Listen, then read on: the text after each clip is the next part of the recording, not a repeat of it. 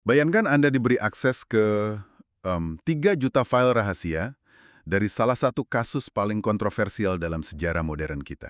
Pasti mikirnya bakal langsung dapat jawaban kan? Benar, Anda mengira akan menemukan dokumen penting, atau ya bukti-bukti tak terbantahkan lah, atau setidaknya sebuah kejelasan. Anda buka folder pertama, dan apa yang Anda dapatkan? Sebuah foto pipa berkarat. Iya, pipa berkarat. Terus Anda buka file kedua, foto potongan plastik robek. File ketiga, foto tisu basah. Alih-alih dapat kebenaran, Anda justru dihadapkan pada kebingungan yang, absolut. Dan situasi kayak gini nih menciptakan sebuah jenis kelelahan kognitif yang sangat spesifik. Ketika sebuah institusi menjanjikan transparansi total ke publik, tapi yang mereka serahkan justru labirin data tanpa konteks. Betul banget. Otak manusia itu kan secara alami selalu nyari pola ya. Nah, ketika pola itu sengaja dihilangkan, kita kehilangan arah. Hari ini kita membedah sebuah sumber yang menyoroti fenomena itu. Selamat datang di penelusuran mendalam kita. Kita akan bahas sebuah transkrip video YouTube dari kanal Epstein Files Review, khususnya episode 14. Kanal ini tuh ngelakuin tugas yang, ya ampun, luar biasa melelahkan. Benar. Pembuat videonya mencoba mengulas 100 foto dari setiap rilis data berkala. Bayangin, dari total 3 juta file foto terkait kasus Jeffrey Epstein. 3 juta, itu angka yang nggak masuk akal buat diproses sendirian. Iya, tapi misi kita hari ini buat Anda yang mendengarkan, bukan untuk jadi detektif amatir ya. Misi kita adalah memahami anatomi dari sebuah kekacauan informasi. Gimana sebuah kumpulan data yang diklaim sebagai transparansi justru dipakai buat menyembunyikan kebenaran. Tepat. Oke, mari kita urai ini ya. Apa yang sebenarnya lagi kita lihat dari 3 juta file ini? Untuk benar-benar paham sumber ini, kita harus ngubah paradigma kita soal apa itu sebuah foto. Menganalisis ribuan gambar ini memaksa kita untuk nggak cuma lihat objek di dalam bingkainya aja. Tapi ngelihat siapa yang megang kameranya kan? Nah itu, kita harus mempertanyakan niat otoritas di balik lensa kamera itu. Kita harus sadar apa yang dipilih sama si pemotret buat difokuskan, dan apa yang dengan sengaja mereka buramkan. Atau yang mereka hindari sama sekali. Benar. Dalam konteks investigasi kayak gini, kamera itu bukan sekedar alat perekam pasif. Kamera itu alat penyunting kenyataan. Dan penyuntingan itu dimulai dengan dinding kebosanan yang tebel banget. Di transkrip ini, rasa frustrasi si pengulas video tuh kerasa banget. Kelihatan jelas dari nada bicaranya ya. Iya. Alih-alih lihat berangkas rahasia, dia malah terpaksa ngabisin waktu nganalisis lebih dari 30 foto ruang bawah tanah. Ruang boiler gitu. Itu dari berbagai macam sudut yang beda-beda. Tanpa makna yang jelas. Ini kan bukan sekedar menyembunyikan sesuatu ya. Ini tuh rasanya kayak Anda minta laporan keuangan dari sebuah perusahaan korup. Terus mereka ngirim apa? Mereka ngirimin Anda 3 juta struk parkir kosong. Maksud saya, tujuannya bukan cuma buat nyembunyiin data, tapi buat bikin Anda bangkrut waktu dan energi sebelum Anda nemuin apa-apa. Analogi struk parkir itu relevan banget sama apa yang di dunia hukum disebut sebagai data dumping. Ada mekanisme legal yang spesifik di balik taktik ini. Oh iya, gimana tuh cara kerjanya? Jadi dalam hukum penemuan bukti atau legal discovery ya, ketika pihak berwenang minta semua dokumen dari sebuah properti diserahkan, menyerahkan puluhan foto pipa berkarat, itu adalah cara buat nyapet technical compliance. Atau kepatuhan teknis. Jadi secara teknis, mereka patuh hukum. Bener. Anda nggak bisa dituntut karena ngehalangin keadilan atau nyembunyiin bukti, karena ya secara teknis Anda menyerahkan semuanya kan? Walaupun semuanya itu sampah informasi. Persis. Anda pakai kepatuhan hukum itu sendiri sebagai senjata. Anda banjiri penyelidik dengan informasi yang sama sekali nggak relevan buat nyiptain semacam kebutaan buatan. Jadi mereka nggak melanggar hukum. Mereka cuma eksploitasi hukumnya aja buat bikin capek siapapun yang nyari kebenaran. Dan sumber kita ini nyatet sebuah anomali yang ngebuktiin kalau kekacauan ini disengaja loh. Soal urutan nomor filenya kan? Iya, file-file ini tuh punya nomor urut. Logikanya kan, nomor urut itu nyiratin kronologi ya. Kayak seseorang yang jalan nyusurin ruangan, terus motret satu persatu. Harusnya ada alur yang nyambung. Tapi si pengulas nyadar kalau nggak ada alur spasial atau waktu yang masuk akal sama sekali. Tiba-tiba ada foto alat cukur jenggot, file berikutnya, potongan plastik robek. Nggak ada hubungannya sama sekali. Terus, balik lagi ke foto pipa ledeng. Habis itu lompat ke foto kursi Ottoman yang udah usang. Pemutusan logika ini kayak memaksa otak kita buat proses riset tiap kali kita pindah gambar. Bikin capek. Dan pengacakan itu sebenarnya adalah inti dari pesannya. Gini, kalau sebuah ruangan difoto secara berurutan, Anda kan bisa merekonstruksi tata letak ruangan itu di kepala Anda ya. Iya, kita jadi kebayang bentuk ruangannya. Benar. Anda bisa paham konteksnya. Nah, dengan ngacak urutan foto-foto pipa, plastik, dan alat cukur tadi, pihak yang rilis dokumen ini tuh secara efektif menghancurkan konteks spasialnya. Mereka ngasih objeknya, tapi mereka nyolong ruangannya. Tepat. Ini bikin publik atau penyelidik independen jadi mustahil buat ngebangun narasi fisik yang utuh. Tapi ya, biarpun mereka nyoba nenggelamin kita pakai kebosanan visual gitu, ada pola yang mulai kebentuk kalau kita cukup gigih nyarinya. Oh, kelihatan ada strukturnya ya? Iya, di antara foto pipa dan kabel yang berserakan itu, si pengulas nemuin kerangka dari sebuah operasi logistik yang nyata. Semacam infrastruktur pengawasan gitu. Karena operasi berskala besar bentuk apapun, seburuk apapun itu, ujung-ujungnya tetap butuh infrastruktur yang sangat duniawi buat bisa jalan. Betul. Operasi rahasia kan tetap butuh listrik, butuh internet, dan butuh tempat nyimpen data. Nah, sumber kita ini ngegambarin penemuan sebuah area yang rasanya kayak ruang IT kelas berat. Si pengulas lihat ada monitor komputer, router kelas komersial. Yang ukurannya gede-gede itu ya kan? Ya, terus kabel Ethernet dalam jumlah banyak banget, sistem penyimpanan yang bentuknya kayak server, dan telepon cadangan. Terus pas beralih ke area kantor, dia nemu laci yang, isinya khusus didedikasikan buat peralatan Apple modern. Peralatan IT zaman sekarang lah ya. Bener. Ada juga tumpukan flash disk USB. Dan di titik ini, si pengulas nemuin sebuah disket jadul, floppy disk gitu. Wah, Yang lebih gilanya, disket itu dikasih label tulisan J.E. Jeffrey Epstein. Di dekat situ, ada juga alat pembuat label atau label maker. Dan persediaan kantong mesin penghancur kertas komersial, shredder bags gitu. nah, yang paling menarik di sini adalah kontradiksi dari alat-alat birokrasi yang hadir berdampingan itu. Kontradiksi gimana maksudnya? Di satu sudut Anda punya pembuat label kan?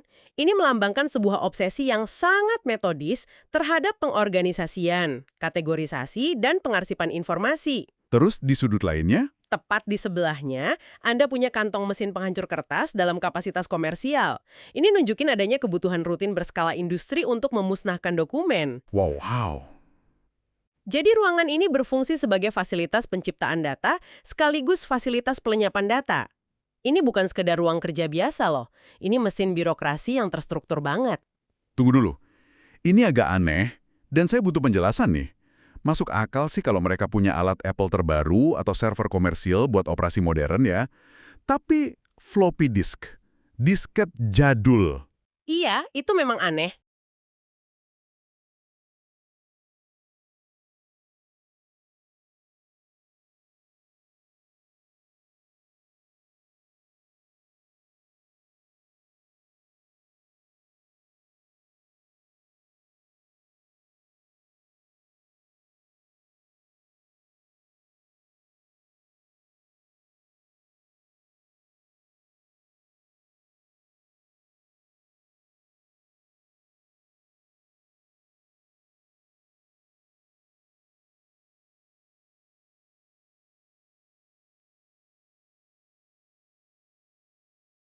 Buat apa coba nyimpen teknologi usang yang kapasitasnya paling cuma hitungan megabyte di tengah infrastruktur jaringan yang udah secanggih itu? Nyimpen media kuno kan justru merepotkan ya? Justru itu anomali yang sangat krusial. Keberadaan floppy disk di ruangan yang sama dengan perlengkapan jaringan modern, itu ngasih kita sesuatu yang berharga banget. Sebuah garis waktu fisik. Garis waktu gimana maksudnya? Itu ngasih tahu kita kalau pengumpulan data di sana udah berlangsung sangat-sangat lama. Teknologi medianya kan udah usang dan tergantikan berulang kali ya. Dari disket, ke USB, terus ke server awan. Oh, saya paham. Tapi informasi spesifik di dalam disket berlabel itu dianggap terlalu penting. Atau mungkin punya nilai tawar yang terlalu tinggi, makanya nggak ikut di shredder tadi. Jadi medianya menua, tapi datanya diawetin lintas era teknologi ya? Bener banget, ini ngebuktiin kalau kita tuh lagi ngelihat sebuah institusi, bukan sekedar aktivitas sesaat. Sebuah operasi yang melembaga. Dan operasi kayak gitu kan jelas butuh manusia buat jalaninnya. Dan manusia sebagai targetnya juga. Tentu saja. Tapi, justru pas menyangkut identitas manusia, Dinding transparansi ini langsung ketutup rapat. Di sini semuanya menjadi sangat menarik. Bagian penyensorannya ya? Iya, transkrip ini nunjukin rasa frustrasi si pengulas yang benar-benar memuncak. Setelah dipaksa ngelihat 30 foto pipa dengan resolusi super jernih, kameranya akhirnya diarahkan ke objek yang relevan, kayak laci meja yang ada dokumennya, atau sebuah album foto. Dan pas diarahin ke situ, apa yang terjadi? Gambarnya tiba-tiba buram. Atau lebih parah lagi, disensor pakai blok hitam besar. Diredaksi sepenuhnya. Ajaib ya, pemotret tiba-tiba kehilangan kapasitas buat ngatur fokus kamera persis ketika lensa diarahin ke elemen manusia. Benar-benar kebetulan yang luar biasa. Itu bukan kebetulan, itu bentuk penyensoran selektif yang sangat mencolok. Nah, si pengulas ini coba membedah petunjuk yang tercecer di sela-sela sensor itu. Dia nemu secari kertas dengan inisial kayak NDP, MPKK, HKK, dan huruf K. Terus ada catatan yang sebagian kelihatan, tulisannya, "Thanks from all of us, dear," terus namanya ketutup blok hitam pekat. Sengaja banget ditutup namanya. Ada juga referensi dokumen berlabel Black Family Trustee Meeting.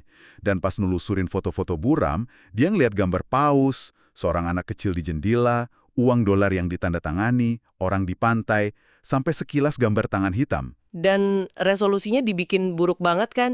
Sangat buruk.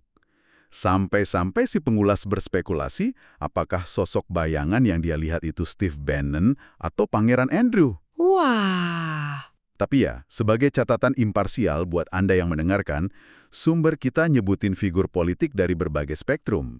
Kita di sini sama sekali nggak memvalidasi klaim itu ya. Kita murni ngamatin gimana buramnya data ini malah memicu spekulasi liar. Dan spekulasi liar itu adalah produk sampingan yang udah terprediksi dari sebuah kekosongan informasi. Adanya inisial, dokumen wali amanat, dan nama yang disensor itu ngonfirmasi satu hal. Bahwa ada jaringan manusia yang luas. Bener. Tapi dengan menghapus identitas spesifiknya dan ngebiarin struktur jaringannya kelihatan samar, mereka nyiptain semacam efek rumah kaca buat teori konspirasi. Orang bakal ngisi bagian yang kosong pakai bias mereka sendiri. Dan kontras dari keputusan penyensoran ini yang bikin geleng-geleng kepala, pengulas nyatet kalau ada label nama ruangan bertuliskan dapur itu sengaja diredaksi hitam. Ada yang ngerasa perlu nyensor kata dapur? Dapur aja disensor ya? Sementara barang remeh kayak botol air minum Voss atau sebungkus tisu basah itu difoto close up, resolusinya tinggi dan jernih banget. Prioritasnya aneh kan? Sangat aneh. Bahkan ada satu detail tata letak kamar tidur, kamarnya rapi banget, tapi ada satu kursi yang posisinya menghadap langsung ke arah tempat tidur. Ruangannya terekam jelas, tapi wajah-wajah orang yang pernah ada di sana dihilangkan sepenuhnya. Serem banget. Nah, jika kita menghubungkan ini dengan gambaran besarnya, ini tuh sebuah pameran kekuasaan yang sangat gamblang loh. Pameran kekuasaan gimana? Kekuasaan itu kan bukan cuma soal ngendaliin ruang fisik di masa lalu ya. Kekuasaan sejati itu adalah kendali atas memori dan narasi sejarah setelah kejadiannya berlalu. Mari kita pikirin proses mekanis dari redaksinya. Oke. Keputusan untuk motret botol air minum dengan sangat tajam, tapi terus melangkah mundur dan ngebiarin lensa jadi buram pas motret album foto, itu adalah keputusan editorial. Yang dilakuin secara real time ya? Bener, dilakukan secara langsung di lokasi kejadian. Artinya penyensoran ini bukan cuma kerjaan pengacara di ruang sidang yang nyoret-nyoret dokumen. Ada orang yang secara aktif milih untuk ngeburamin itu pas dia lagi megang kamera di ruangan tersebut. Tepat sekali.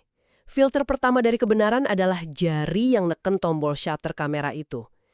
Ini nimbulin pertanyaan mendasar soal fungsi dari 3 juta file ini. Pastinya bukan buat transparansi publik kan? Jelas bukan, pendekatannya nggak akan kayak gini kalau niatnya transparan. Sangat mungkin kalau perilisan dokumen raksasa ini sebenarnya bentuk komunikasi asimetris. Komunikasi asimetris? Kayak pesan terselubung gitu? Iya, sebuah pesan diam-diam ke individu-individu tertentu yang namanya ada di balik blok hitam itu. Pesannya kurang lebih bilang gini, kami punya seluruh arsipnya, kami tahu Anda terlibat, tapi untuk saat ini identitas Anda kami lindungi. Wow, itu kayak ancaman sekaligus jaminan ya. Transparansi parsial kayak gini ternyata jauh lebih efektif jadi alat kontrol daripada ditutupin 100%. Benar, karena kalau Anda rahasiakan semuanya, publik pasti marah dan nuntut penyelidikan penuh. Tapi dengan ngasih lautan data semu, Anda bikin masyarakat dan penyelidik independen kelelahan. Mereka sibuk ngurai 3 juta strok parkir kosong tadi, sampai akhirnya mereka nyerah sendiri. Itu taktik yang brilian tapi menakutkan banget. Makanya ini ngajarin kita satu hal penting. Punya basis data berukuran terabyte yang isinya jutaan file, itu sama sekali nggak mendekatkan kita ke kebenaran. Kalau arsitektur datanya dikendaliin pihak yang berkepentingan ya. Betul. Akses informasi nggak secara otomatis berarti pencerahan. Terkadang, akses informasi itu cuma instrumen pengalihan fokus berskala masif. Oke, jadi apa arti dari semua ini? Kenapa kita nggak habisin belasan menit buat bahas rasa frustrasinya seorang pengulas YouTube yang terjebak di antara foto pipa bawah tanah sama laci isi floppy disk? Kenapa ini penting buat Anda yang mendengarkan? Karena dinamika data dumping ini nggak cuma terjadi di konspirasi level atas aja. Ini taktik fundamental di era informasi. Yang bakal kita temuin di kehidupan sehari-hari ya. Pasti, Anda bakal lihat mekanika yang sama di tempat kerja. Misalnya, pas ada divisi yang nyoba nutupin kegagalan kuartalan dengan ngirim laporan setebal 500 halaman. Isinya metrik yang nggak relevan semua. Iya, dibikin rumit aja. Terus di berita juga gitu. Sebuah isu krusial sering ditenggelamin sama gelombang artikel detail yang sebenarnya nggak penting. Atau di media sosial ya. Algoritma banjirin kita pakai terlalu banyak data sampai kita lumpuh. Nggak bisa bedain mana sinyal, mana kebisingan. Benar banget. Kemampuan buat bertahan dari kelelahan informasi ini sekarang jadi salah satu skill yang paling vital. Kita harus ngelatih diri buat ngelihat anomali sistemik ya. Kayak tadi, nyadarin betapa janggalnya ada mesin pembuat label yang rapi bersebelahan persis sama mesin penghancur kertas komersial. Kita harus mulai mempertanyakan apa yang sengaja diburamkan, bukan cuma nerima apa yang dipamerin ke kita dalam resolusi tinggi. Karena pada detik di mana Anda ngerasa terlalu capek buat nyari tahu bagian yang buram itu, pihak yang ngontrol narasi udah menang. Berpikir kritis itu berarti kita nolak buat ditenggelamin sama kuantitas data. Setuju. Di akhir video itu si pengulas kedengeran capek banget mentalnya. Iya, suaranya kayak orang yang abis buang waktu berjam-jam ngeliatin pojokan ruang kosong. Tapi yang luar biasa, dia nyatain bakal terus ngulas ratusan file selanjutnya. Dia nolak buat nyerah sama kelelahan yang memang sengaja dirancang buat dia itu. Mentalnya kuat banget sih itu. Sebagai penutup, saya pengen Anda yang lagi dengerin ini mikirin hal ini sejenak. Duduklah santai, terus perhatiin ruang fisik di sekitar Anda sekarang. Mungkin ruang kerja Anda, meja makan, atau pojokan kamar tidur. Coba bayangin ruang privasi Anda. Iya, kalau besok ada otoritas yang nggak Anda kenal masuk di situ. Terus mereka ngambil 100 foto acak dari properti Anda. Foto laci kabel yang berantakan, surut karpet, atau botol minum yang tinggal setengah. Tapi bagian personalnya dihilangin ya. Bener, mereka secara sengaja memburamkan setiap foto keluarga Anda, setiap surat pribadi, dan setiap dokumen identitas Anda. Narasi care apa coba yang bakal dibangun sama orang asing tentang kehidupan Anda dari sisa foto itu? Pasti narasinya bakal jauh banget dari kenyataan. Dan yang lebih mengerikan lagi, dalam setiap upaya pengungkapan fakta, siapa yang sebenarnya megang kekuasaan tertinggi? Apakah mereka yang lakuin tindakan gelap di dalam ruangan itu bertahun-tahun yang lalu? Atau ada pihak lain. Mendalam berikutnya.